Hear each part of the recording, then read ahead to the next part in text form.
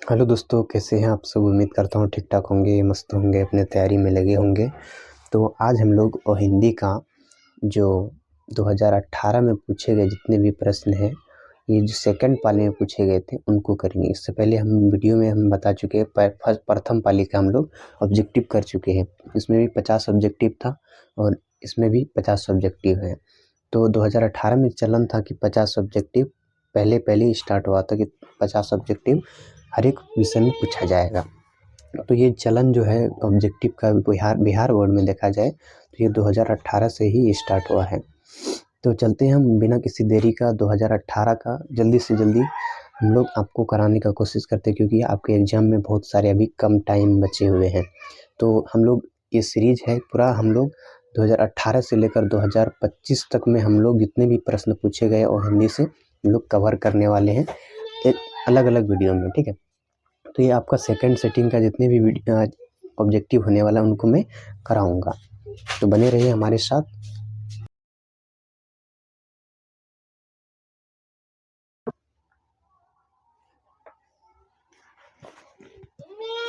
जैसा कि देख सकते हैं आप लोगों का पहला प्रश्न है जो कि है कि पीपल पाठ की विद्या है, यानी पीपल जो पाठ है उसकी कौन सी विद्या है।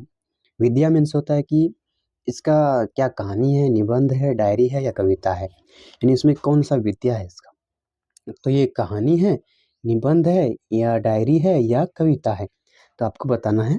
तो पीपल जो है ये आपका एक कविता है, जो आपके पाठ का एक कविता है, ठीक है। कहानी ये नहीं है, निबंध भी नहीं है, डायरी भी नहीं है। तो आपका जो सही आंसर हो जाएगा वो डी हो जाएगा, ठीक है।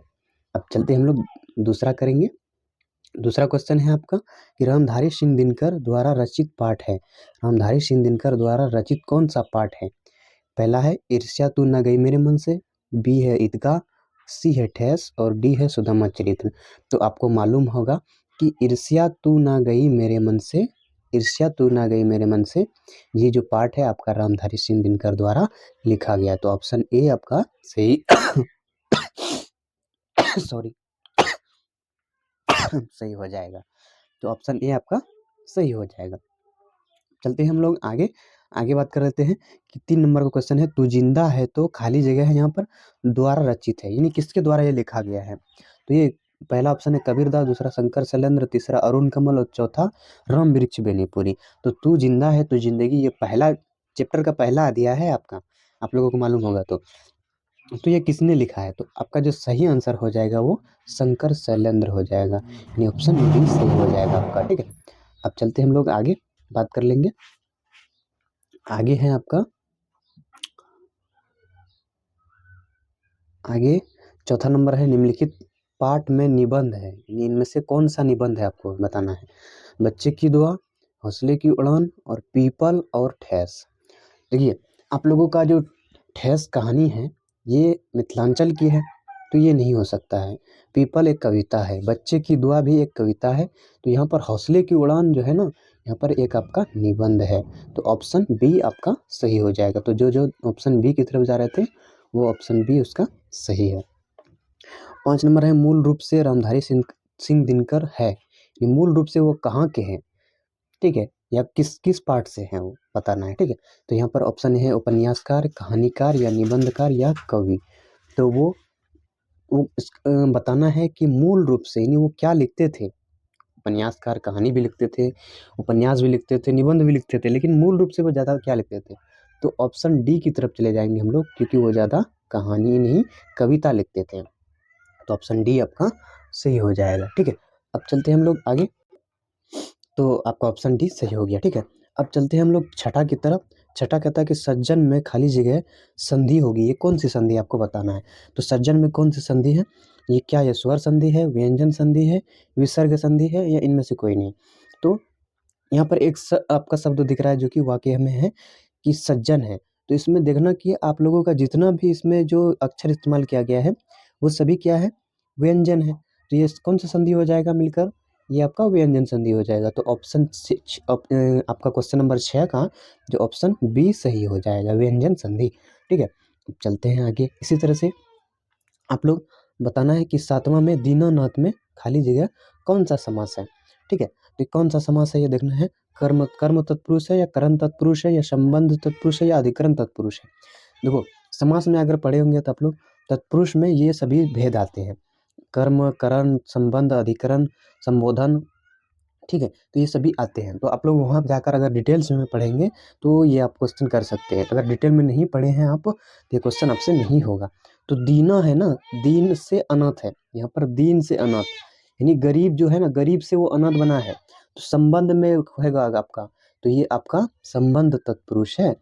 दीन से अनाथ यानी गरीब से अनाथ हुआ है, तो ये किसी ना किसी से संबंध रख रहा है, तो इसीलिए हम इसे क्या कहेंगे, संबंध तत्पुरुष कहेंगे। ठीक है, वैसे आप लोग समाज से हम एक पूरा रिलेटेड वीडियो बनाए हैं, जो कि आप लोग वहाँ पर सरल पाठशाला में जाकर देख सकते हैं। तो आप लोगों का ये सब ऑब्जेक्टिव नहीं छूटने वाले। अगर वो टॉपिक नहीं करेंगे तो इनमें से बहुत सारे आपको जो टॉपिक में ऑब्जेक्टिव है वो आपको सताएगा। ठीक है, तो अब हम लोग चलते हैं आगे।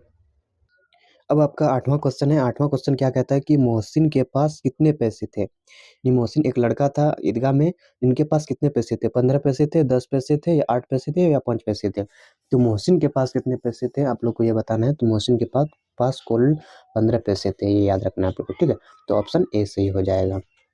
इसी तरह से आगे बढ़ते हैं। नम्मा है कि हामिद की दादी का नाम है।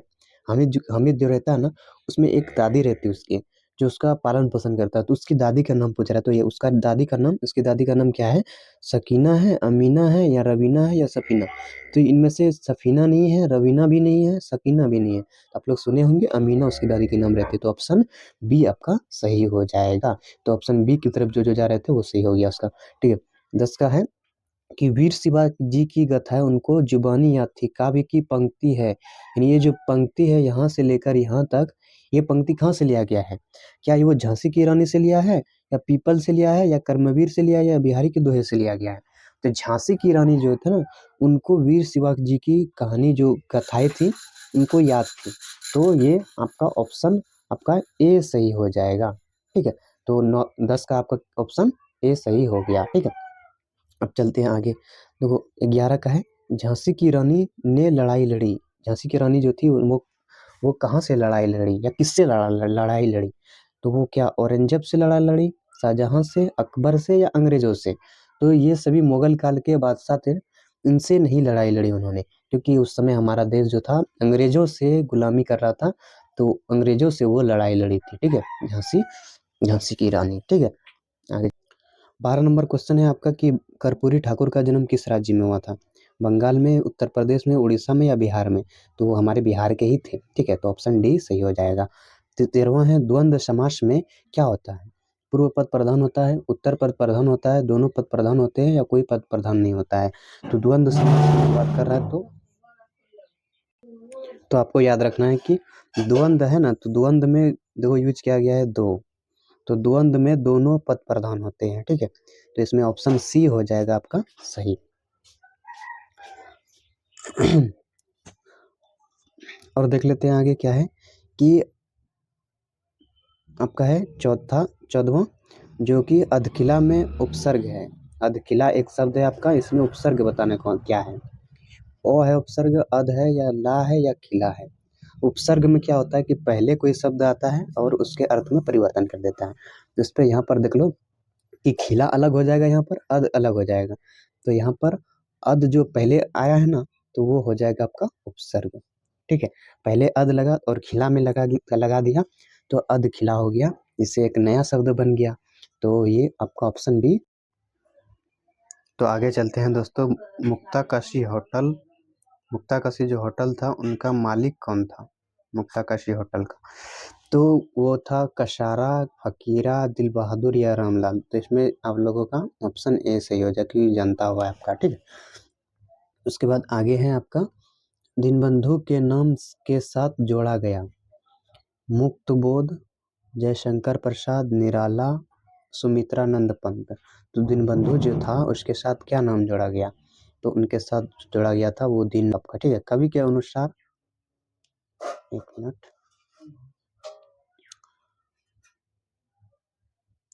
कवि के अनुसार पीपल के पत्ते का आकार है, गोल है, लंबा है, त्रिकोण है, या पतला है। तो कवि के अनुसार जो पीपल का जो पत्ते हैं उनका आकार गोल है। तो ऑप्शन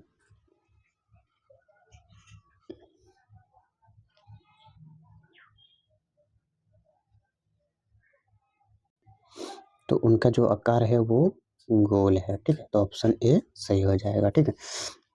उसके बाद आगे है आपका सपूत में उपसर्ग है, सपूत में उपसर्ग है, यानी पहले कौन सा इसमें, तो सपूत। तो इसमें आपका उपसर्ग तो होगा या पूत होगा या स होगा या सपू होगा। तो इसमें आपका उपसर्ग जो हो जाएगा वो स होगा, क्योंकि स जो धातु है उससे मिलकर सपूत बना है, यानी पहले जो इसमें सपूत में स लगा है तभी ये अर्थ में परिवर्तन हुआ है। तो ऑप्शन सी हो जाएगा सही। इन प्रत्यय से बना विकल्प है, सही विकल्प है भिखारिन, सामाजिक, सरकारी, संपादित। तो इन किस में आ रहा है देखना, हर्षई और नो, हर्षई और नो देखो भिखारिन में आ रहा है, सामाजिक में दीर्घई आ रहा है ना, हर्षई को आ रहा है, इन यहाँ पर नो आना चाहिए। तो यहाँ पर इन दोनों में तो नहीं होगा, तो आपका ये ऑप्शन ए सही हो जाएगा। तो 20 का आपका ऑप्शन ए सही हो जाएगा, ठीक है। दोस्तों 21 नंबर का आपका है ऑप्शन, संजू पिकनिक बनाने कब गई थी। तो 4 जनवरी 1957 को या 3 जनवरी 1957 को या 5 जनवरी 1957 को या 8 जनवरी 1957 को गई थी। तो याद रखना है आप लोगों को, जो संजू पिकनिक बनाने गई थी तो वो आपका 3 जनवरी 1957 को गए थे। हम लोग जाते 1 जनवरी को, लेकिन वो 2 दिन बाद गए थे, याद रखना, ठीक है। तो संजू पिकनिक बनाने कब गए थे, 3 जनवरी 1957। तो ऑप्शन बी सही हो जाएगा आपका, ठीक है। इसी तरह से आगे चलते हैं। मुझको ढूंढे कहाँ बंदे मैं तो तेरे पास में, पंक्ति प्रस्तुत उद्दत है, यानी मुझको कहाँ ढूंढे बंदे मैं तो तेरे पास में हूँ। ये पंक्ति कहाँ से लिया गया है, क्या बिहारी के दोहे से लिया है या पीपल से लिया है या कबीर के पद से या झांसी की रानी से। तो आपको ये याद रखना है कि मुझको ढूंढे बंदे मैं तो तेरे पास में, पंक्ति जो है यानी मुझको कहाँ ढूंढ रहे बंदे मैं तो तेरे पास में हूँ, ये पंक्ति आप पढ़े होंगे तो ये कबीर के पद से लिया गया है, ये याद रखना है आपको कि ये जो है आपका कबीर के पद से लिया गया है, ठीक है। तो ऑप्शन सी सही हो जाएगा। देखो यहाँ पर आगे है आपका ऑप्शन, मोको का अर्थ है, मोको मीन्स होता है उसका या इसका या मुझको या तुम्हारा, अर्थ बताना इसका। तो मोको का अर्थ होता है मुझको, मुझको कहाँ ढूंढते हो बंदे, तो ऑप्शन सी हो जाएगा आपका सही। तो और जब आपका 24 नंबर है, तुम्हारी निंदा वही करेगा जो तुमने भलाई जिसकी की हो, ये तुम्हारी निंदा वही करेगा जिसकी तुमने भलाई की हो। ये पंक्ति किसने कही है, महात्मा गांधी की है या ईश्वर चंद्र विद्यासागर की है या दिनकर जी की है या निराला की है। तो ये जो पंक्ति है ना, वो हमारे जो जो हमारे माननीय वैज्ञानिक एक थे, हमारे पिछले गुजरे हुए एक अच्छे विद्वान थे, जो वो ईश्वर चंद्र विद्यासागर की ये एक पंक्ति है जो कि कहता है कि तुम्हारी निंदा वही करेगा जिसकी तुमने भलाई करेगा, जिसकी तुमने भलाई की है, यानी तुम्हारी बुराई वही करेगा जिसका तुमने भलाई किया है, ठीक है। तो ये समझ लिए हम लोग। अब चलते हैं आगे कि ये बाजार की मक्खियां हैं जो अकारण हमारे चारों तरफ भिनभिनाया करती हैं, पंक्ति है म्युत्सो तंग की, लेनिन की, यान्से की या कार्ल मार्क्स की। तो आपको बताना है ये किसने कहा है कि ये आकरण ये है, ये यार ये बाजार की मक्खियां हैं जो अकारण हमारे चारों ओर भिनभिनाया करती हैं। तो ये जो पंक्ति है हमारे मनोविज्ञान गुजरे हैं जो कि बहुत ही फेमस मनोवैज्ञानिक थे, वो उनसे का कहना था कि ये अकारण जो बाजार की मक्खियां हमारे चारों ओर भिनभिनाया करती हैं, ये हमारे ये निंदा करने वाले लोग ही होते हैं, ठीक है। तो ऑप्शन सी हो जाएगा आपका सही। तलवार फेंकने का आदेश किसने दिया, अशोक ने, पद्मा ने, लक्ष्मीबाई ने या सेनापति ने। तो ये याद रखना है कि सैनिकों को तलवार वही फेंका सकता है जो कि राजा होगा, तो वो अशोक राजा ने किया था, ठीक है। तो ऑप्शन ए सही हो जाएगा। बच्चों की दुआ है एक निबंध है, महाकाव्य है या छंद मुक्त है या प्रार्थना गीत है। तो ये याद रखना है, ना ही ये निबंध है, ना ही महाकाव्य है, ना ही छंद मुक्त है, कविता है, ठीक है। तो ये है क्या आपका, तो ये याद रखना है आप लोगों को, तो ये है प्रार्थना गीत है जो कि प्रार्थना में गाया जाता है, यानी ईश्वर की इसमें प्रार्थना किया जाता है, ठीक है। आगे है आपका सही वर्तनी है, बताना है औषधि है, औषधि है, औषधि है या औषधि है, इसमें सही कौन सा है आपको। तो जो सही वर्तनी हो जाएगा वो ऑप्शन ए सही है, ठीक है। ये वाला कई बार देखे होंगे लेकिन ये सही नहीं है, ठीक है। तो ऑप्शन ए सही होगा, याद रखना है, ठीक है।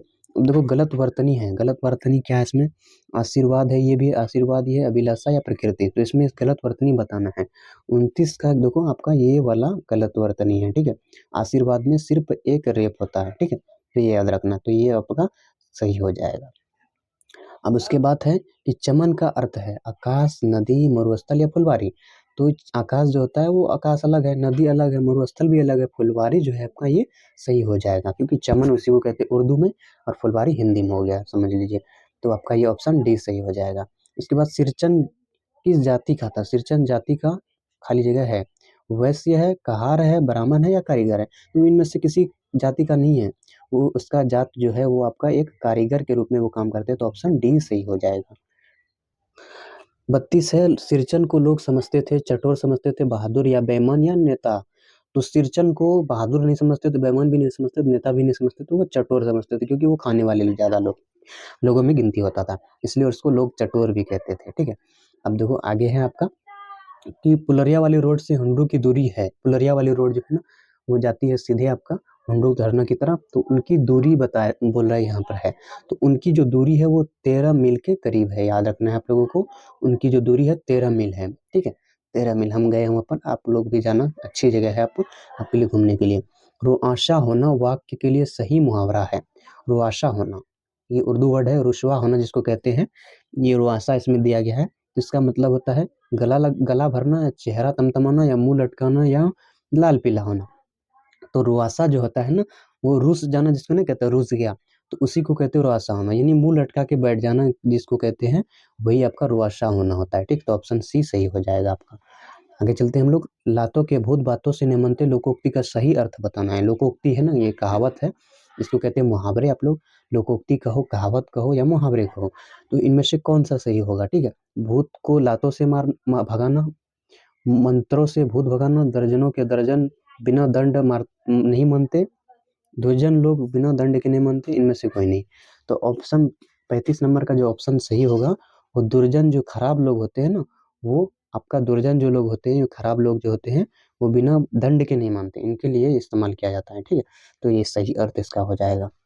आगे है स्वर्ण रेखा एक है, झरना है, नदी है, झील है या तालाब है? स्वर्ण रेखा जो है ना एक, ये आपका स्वर्ण रेखा जो नदी है एक, समझे, इसी से आपका जो आगे जाकर बनता है हुंडरू का झरना। तो ये आपका ऑप्शन बी सही हो जाएगा। अब देखो, हुंडरू का पानी खाली जगह की तरह चक्कर काटता है, बिल्ली की तरह, चूहा की तरह, नेवला की तरह, सांप की तरह? तो इनमें से तीनों की तरह नहीं काटता है, आपका सांप की तरह काटता है। तो ऑप्शन डी सही हो जाएगा।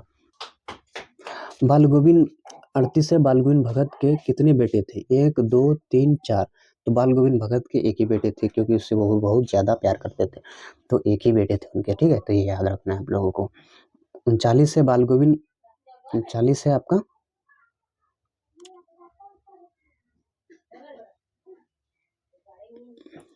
बाल गोविंद भगत जो बेटा था एक, बाल गोविंद भगत का बेटा क्या था? बुद्धिमान था, सुस्त था, मोटा था या दुबला पतला था? तो बुद्धिमान था नहीं, मोटा भी नहीं था, दुबला भी नहीं था, तो वो सुस्त था, बेचारा काम धंधा नहीं करता था, तो इसलिए सुस्त उसको बोला जाता है, तो वो सुस्त था। तो ऑप्शन बी सही हो जाएगा। ठीक है, आगे है सांप का पर्यायवाची है, कुशानु, वैश्वानर, अमी या उरग? तो इसमें सही बताना है आपको कि कौन सा है सांप का पर्यायवाची।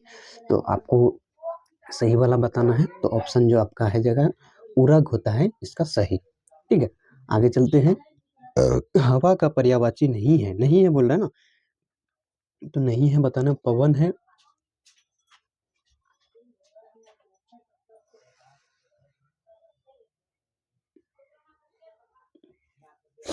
नहीं है, तो पवन है क्या, वरही है या वात है या समीर है? तो नहीं है बात बोल रहा है ना, समीर भी है, वात भी है, वरही, पवन भी है, वरही नहीं है। तो ये आपका सही हो जाएगा, नहीं का नहीं सही हो जाता है। ठीक है, तो आगे चलते हम लोग। अपने बेटे के मरने के बाद बाल गोविंद भगत रोने लगे, बेहोश हो गए, गाने लगे या सर पीटने लगे? तो वो इसमें विश्वास नहीं रखते थे रोने में, तो इसलिए वो क्या करते थे, वो क्या हो गए, शुरू शुरू की तरह वो गाने लगे। ठीक है, क्योंकि हर एक लोग का प्राण एक दिन ना एक दिन जाना है, तो इसमें शौक क्या मनाना है हम लोगों को, तो वो क्या करते थे, वो गाने लगे। सन 1967 में बिहार के उप मुख्यमंत्री बने श्री कृष्ण सिंह, जगन्नाथ मिश्र, कर्पूरी ठाकुर या लालू प्रसाद बने थे? तो आप लोगों का जो सही आंसर हो जाएगा उप मुख्यमंत्री के तौर पर, तो वो कर्पूरी ठाकुर जी हमारे बने थे। ठीक है, जिन्होंने बहुत ही मेहनत किए थे, तो ये ऑप्शन सी सही हो जाएगा। ठीक है, अब देखो, अगरबत्ती बनाने वाले लोग पर लिखी गई ये कविता है, पीपल है, तू जिंदा है तो जिंदगी की जीत में यकीन कर, बच्चों की दुआ या खुशबू रचते हैं हाथ? तो उन पर जो लिखी गई जो अगरबत्ती बनाने पर लिखी गई जो कविता है वो आपका खुशबू रचते हैं हाथ, ये कविता लिखी गई थी। ठीक है, तो आपका ऑप्शन जो होगा वो डी सही हो जाएगा। ठीक है, आगे बताना है स्वागत का विलोम है, दुत्कार है, परिष्कार है, बेकार है, इनमें से कोई नहीं। तो स्वागत का विलोम जो उल्टा होगा वो दुत्कार होगा। ठीक है, उसके बाद आगे है आपका कृतज्ञ निम्नलिखित में किसका विलोम है, कृतज्ञ है या आभार या सत्कार या इनमें से कोई नहीं। तो आपको कृतज्ञ में किस विलोम बताना है ना, तो कृतज्ञ का विलोम जो हो जाएगा वो आपका हो जाएगा ऑप्शन कृधन। ठीक है, तो ऑप्शन ए।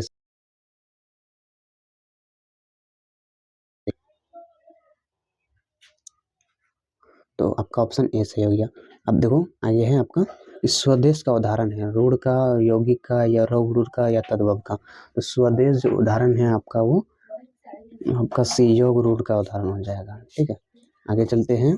पद्मा का संबंध है बक्सर की लड़ाई से, 1857 की क्रांति से, कलिंग युद्ध से या प्लासी के युद्ध से। तो ये आपका कलिंग का युद्ध से हो जाएगा, ऑप्शन सी सही हो जाएगा। आगे है हमारा मम्मी भी